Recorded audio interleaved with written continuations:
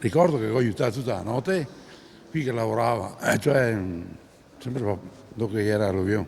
Sono andato a Vivo Nuovo a vedere dove partiva l'acqua e poi nel ritornare indietro avevo l'acqua che mi veniva dietro e correvo come un matto per arrivare a casa.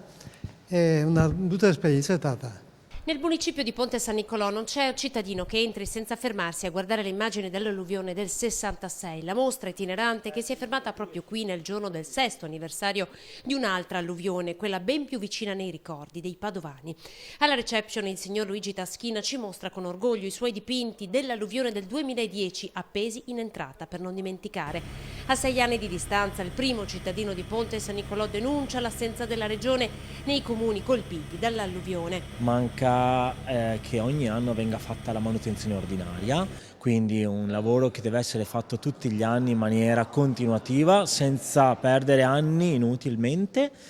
A medio termine è indispensabile invece la messa in sicurezza delle frane che ancora non sono state fatte. A lungo termine, ma la più impegnativa, ma la più efficace, è la realizzazione della famosa idrovia Padova-Venezia. I sindaci alluvionati chiedono il completamento dell'opera che potrebbe salvare dalle piene, denunciano il ritardo della politica. Una strada, forse portavoti, forse un palazzo, forse un cinema, un'idrovia non la vede nessuno. Ci si rende conto del beneficio solo il giorno in cui c'è una piena, in cui c'è un'emergenza. L'alluvione del 2010 a Ponte San Nicolò ha coinvolto 140 famiglie, oltre 10.000 invece quelle coinvolte in tutto il Veneto con costi fino a 300 milioni di euro.